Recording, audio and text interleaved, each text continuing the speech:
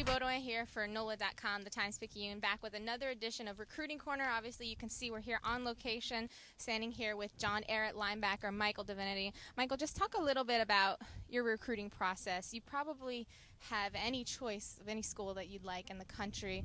How are you handling it, and how are you trying to narrow it down? I'm going to just wait till December and make my decision because I'm going midterm. So you're planning on graduating in December? Yes. So you have the grades to do that and all that sort of stuff? Yes, I took the ACT and everything. I'm cleared. Just a little bit about your process. You know, it started pretty early for you. How have you handled it, and how have you stayed focused this whole time?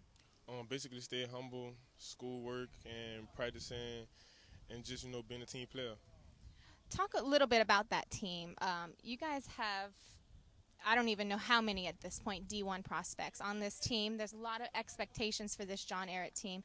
Talk a little bit about some of your teammates. I know you get a lot of the recognition, but some of those other guys. We have an athlete, play wide receiver, Karan Beham. He committed to Missouri. He's a great, outstanding player. We have Dejon Harris, who's committed to Arkansas. And we have Jarvis Wallace, who's committed to Central Florida.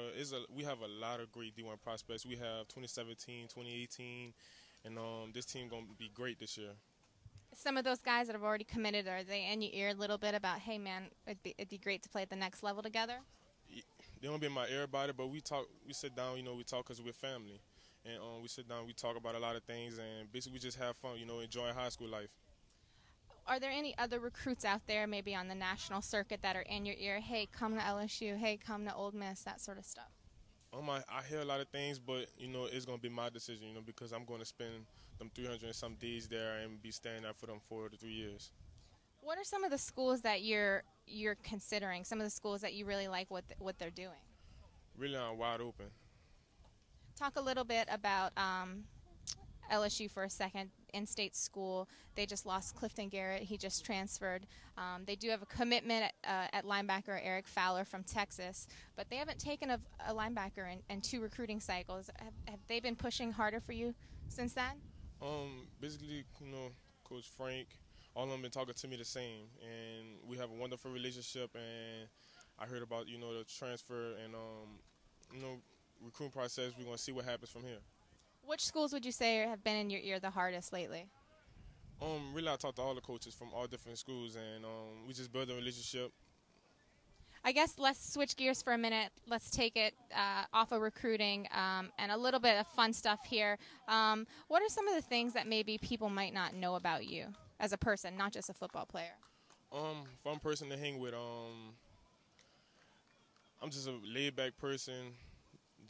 I love the sport of football. This will be the last question, just kind of a fun one to end it with. If you could have 3 people over for dinner, who would it be? Anybody? Who would those 3 people be? Oh, that's hard to say right there. That's very hard. I really don't know. I can't even tell you. I really don't know. Anybody in the world? Anybody in the world? That's hard. I really don't be thinking about things like that. All right, well, we're not going to get that out of you, but we've got some good information out of you. That's Michael Divinity. I'm Julie Baudouin. Thanks for tuning in.